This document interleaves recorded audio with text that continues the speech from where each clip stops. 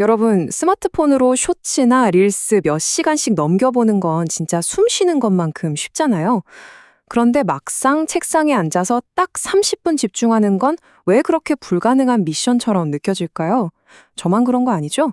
오늘 이 해설에서는 이 답답한 현상의 진짜 이유를 행동심리학과 뇌과학으로 파헤쳐보고 우리의 생산성을 완전히 해킹해버릴 수 있는 구체적인 시스템을 만들어 보겠습니다. 자, 오늘 우리가 함께 살펴볼 핵심 로드맵입니다. 현대 도파민의 함정부터 환경 통제, 77% 법칙, 미니 습관의 힘, 그리고 마지막으로 목표를 넘어서는 시스템 구축까지. 이제 얄팍한 동기부여에 의존하는 건 끝내고 확실한 생산성 무기를 장착해볼까요? 바로 시작하겠습니다. 첫 번째 주제입니다. 현대 도파민의 함정, 게임은 쉬운데 공부는 왜 그렇게 어려울까? 솔직히 한번 생각해보세요. 게임은 2시간 내내 엄청난 집중력을 발휘하면서 즐겁게 할 수 있는데 왜 책을 펴고 30분 공부하는 건 진짜 끔찍한 고문 같을까요? 우리가 유독 게을러서 그럴까요? 아닙니다. 사실 이 지독한 싸움의 이면에는 우리 뇌를 완전히 쥐고 흔드는 아주 강력한 화학물질이 숨어 있습니다. 여기서 우리가 꼭 짚고 넘어가야 할 개념이 하나 있어요. 바로 도파민 내성입니다. 도파민 많이 들어보셨죠? 보통 기분 좋게 만드는 쾌락 호르몬이라고들 하시는데 사실 도파민은 우리에게 뭔가를 미친 듯이 원하게 만드는 동기부여 분자에 더 가깝거든요. 근데 문제가 뭐냐면요. 우리가 스마트폰이나 게임을 하면서 뇌가 비정상적으로 높은 도파민 폭탄에 계속 노출되잖아요. 그럼 뇌가 거기에 적응을 해버립니다. 기준치가 확 높아지는 거죠. 그러니까 자연스럽게 독서나 집안일처럼 도파민이 찔끔 나오는 평범한 활동들은 생각만 해도 너무 지루하고 재미없어지는 거예요. 이게 진짜 무서운 게 현대 기술이 우리를 일종의 스키너 상자 안에 떡 칸에 가둬버렸다는 걸 의미하거든요. 옛날 심리학 실험 보면 쥐들이 무작위로 떨어지는 먹이에 미쳐서 지칠 때까지 레버만 누르잖아요. 지금 우리가 딱 그렇습니다.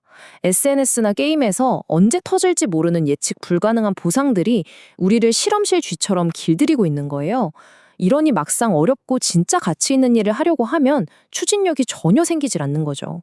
스탠퍼드 대학의 NRM키 교수님 설명이 이걸 정말 기가 막히게 짚어주는데요. 우리 뇌에서는 쾌락과 고통이 마치 시소 같은 하나의 생물학적 저울에서 처리된다고 해요.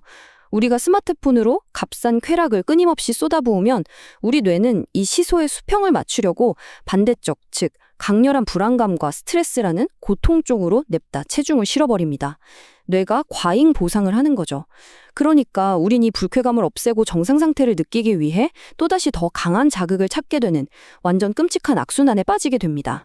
두 번째, 환경 통제하기. 의지력이 심각하게 과대평가된 이유입니다. 여러분, 나는 의지력이 너무 약해 하면서 스스로 자책하신 적 많으시죠? 이제 그만하셔도 됩니다. 끊임없이 쏟아지는 유혹을 순수한 의지력 하나만으로 버텨내는 건 애초에 우리 뇌의 한정된 에너지를 미친 듯이 갉아먹는 절대 이길 수 없는 게임이거든요. 생각해보세요.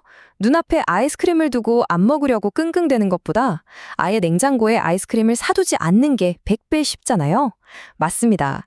우리는 자기 통제력 따위는 아예 필요조차 없도록 주변 환경을 치밀하게 설계해야 합니다. 그래서 이런 환경을 설계할 때 제가 진짜 강력하게 추천하는 무기가 하나 있습니다. 바로 숫자 20초 법칙이에요. 이건 우리의 무의식적인 기본 행동을 바꾸기 위해 필요한 활성화 에너지를 살짝 조작하는 아주 똑똑한 행동심리학 개념입니다. 방법은 정말 간단해요. 내가 피하고 싶은 나쁜 습관에는 딱 20초의 귀찮음을 더하고요. 반대로 만들고 싶은 좋은 습관에서는 20초의 번거로움을 싹 치워버리는 겁니다. 예를 들어 볼게요. 퇴근하고 맨날 TV만 보는 습관을 고치고 싶다? 그럼 당장 TV 리모컨 건전지를 빼서 아주 멀리 있는 방 서랍에 숨겨두세요. TV를 켜는데 20초의 수고로움이 더해지죠. 반대로 기타 연습 좀 해야 하는데 싶으면 기타를 항상 내가 앉는 소파 바로 옆에 꺼내두는 겁니다. 손만 뻗으면 시작할 수 있게요. 별거 아닌 것 같죠? 이게 진짜 기가 막히게 통합니다. 자, 세 번째 챕터, 77% 법칙. 우리 안의 완벽주의를 타파해봅시다. 뭔가 새로운 프로젝트나 과제를 시작할 때 내용보다 폰트나 색상 맞추는 아주 사소한 디테일에 1시간씩 집착해 본 적 있으신가요? 사실 그거 겉보기엔 그럴듯해 보여도 완벽하게 포장된 미루기에 불과합니다. 진짜 일은 시작도 안 했는데 벌써 기운 다 빠지잖아요. 그렇기 때문에 여러분의 초기 목표는 절대 완벽이 되어서는 안 됩니다. 그저 77% 완성 지점에 도달하는 것, 딱 거기까지만 목표로 잡아야 해요. 77% 법칙이 왜 그렇게 효과적일까요? 여기서 오늘 정말 핵심적인 비밀 하나를 말씀드릴게요. 당신이 항상, 진짜 항상 마감 직전에야 간신히 일을 끝내는 이유가 뭔지 아시나요? 바로 파킨슨의 법칙 때문입니다. 어떤 일이든 그 일에 할당된 시간만큼 작업량이 고무줄처럼 쭉 늘어나는 과학적인 성질이 있어요. 시간을 일주일 주잖아요? 그럼 일주일 내내 사소한 디테일에 집착하면서 질질 끕니다. 그런데 딱 1시간 주면 1시간 만에 어떻게든 핵심만 뽑아서 끝냅니다. 그러니까 우리는 무조건 타임박싱 기법으로 인위적인 마감을 빡세게 설정하고 100%가 아니라 77% 정도 퀄리티가 나왔을 때 강제로 작업을 멈춰야 합니다. 완벽주의는요, 초안 쓸 때가 아니라 맨 마지막 수정 단계에서나 꺼내 쓰는 겁니다. 불완전한 행동이 완벽한 무대응보다 낫다. 와, 진짜 뼈를 때리는 명언 아닙니까? 여러분, 세상에 아직 존재하지도 않는 것을 완벽하게 다듬을 수는 없어요. 완벽해야 한다는 압박감에 짓눌려서 덜덜 떨며 아무것도 안 하느니 빠리고 서투르고 심지어 좀 틀리더라도 일단 세상에 던져놓고 보는 게 훨씬 낫습니다. 그렇게 부딪히고 깨지면서 수정해 나가는 게 진짜 실력이거든요. 네 번째 파트입니다. 미니 습관의 힘. 기대치는 확 줄이고 결과는 폭발적으로 키우는 방법. 우리가 진짜 일상에서 너무나 자주 빠지는 함정 하나 볼까요? 오늘 헬스장 가서 딱 1시간 빡세게 땀 흘려야지 하고 원대한 다짐을 했어요. 근데 어쩌다 야근을 해서 시간이 딱 40분밖에 안 남은 거예요. 이럴 때 보통 어떻게 하시나요? 40분이라도 가서 뛸까요? 아니요. 놀랍게도 대부분의 사람들은 1시간 채우려고 했는데 망했네. 오늘은 그냥 포기하자 이러면서 0분을 선택해버립니다. 쓸데없이 높은 기대치가 오히려 아예 아무것도 못하게 우리의 발목을 잡아버리는 거죠. 그래서 우리한테는 찌그러져도 다시 튀어오르는 탄력적 습관이 반드시 필요합니다. 매일의 목표를 미니 플러스 엘리트 이렇게 3가지 버전으로 쪼개는 겁니다. 방금 그 운동을 예로 들면요.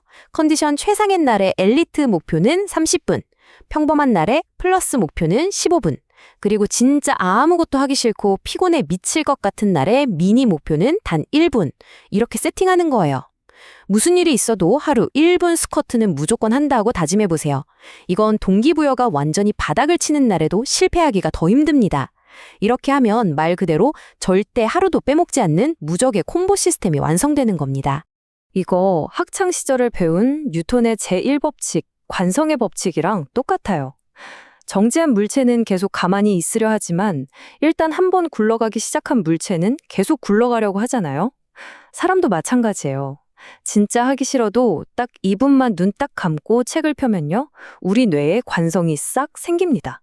막상 시작해보면 그걸 계속 유지하는 건 처음 시작할 때보다 기하급수적으로 쉬워지거든요. 그래서 시작의 허들을 진짜 바닥까지 낮춰버리는 게 가장 중요합니다.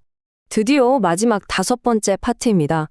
목표보다 시스템, 알아서 성공을 척척 만들어내는 기계 구축하기. 여러분, 목표라는 건 그냥 지도에 찍힌 목적지일 뿐이지 우리를 알아서 그곳까지 데려다 주지는 않습니다. 진짜 우리를 움직이는 건 톱니바퀴처럼 굴러가는 시스템입니다. 일종의 파블로프의 개 실험을 우리 삶에 적용한다고 생각해 보세요. 예를 들어 본격적인 업무나 글쓰기를 시작하기 전에 항상 특정한 재즈 플레이리스트를 틀고 따뜻한 차를 한 모금 마시는 일종의 의식, 즉 루틴을 만드는 거죠. 이게 습관이 되면 나중에 어떻게 되느냐? 그냥 그 차 냄새만 딱 맡아도 뇌가 무의식적으로 지금은 엄청나게 집중할 시간인가 보다 하고 깊은 몰입 상태로 쓱 파져들게 됩니다. 그리고 이 시스템을 짤 때 절대 잊어선 안 되는 아주 중요한 팁이 하나 있습니다. 우리는 단순히 시간이 아니라 에너지를 관리해야 한다는 겁니다. 점심 먹고 졸음이 쏟아지는 생물학적 슬럼프 시간인 오후 2시에 제일 복잡하고 머리 아픈 업무를 붙잡고 끙끙대지 마세요. 효율 완전 꽝이거든요. 내 에너지가 가장 쌩쌩하고 최고조에 달하는 아침 9시쯤에 뇌를 쥐어짜는 가장 힘든 일을 집중적으로 해치워 버리시고요. 피곤한 오후에는 이메일 확인 같은 단순 업무를, 그리고 퇴근 후 저녁 시간은 뇌 스위치를 완전히 끄고 일몰의 죄책감 없이 푹 쉬어야 합니다. 그래야 다음날 써먹을 에너지가 완벽하게 충전되니까요. 자, 오늘 해설에서 파헤쳐본 내용들이 여러분의 생산성을 해킹하는데 큰 힌트가 되셨나요? 마지막으로 여러분께 이 질문 하나를 던지면서 마무리하고 싶습니다. 앞으로도 금방 활활 타올랐다가 다음날 흔적도 없이 사라져버리는 변덕스러운 동기부여에만 의존하시겠습니까? 아니면 오늘 우리가 이야기한 도파민 디톡스, 20초 법칙, 타임박싱, 그리고 미니 습관들을 조합해서 절대 무너지지 않는 여러분만의 단단한 시스템을 당장 오늘부터 구축하시겠습니까? 선택은 전적으로 여러분의 몫입니다. 이제 이리저리 끌려다니지 말고 여러분 삶의 통제권을 확실하게 되찾을 시간입니다.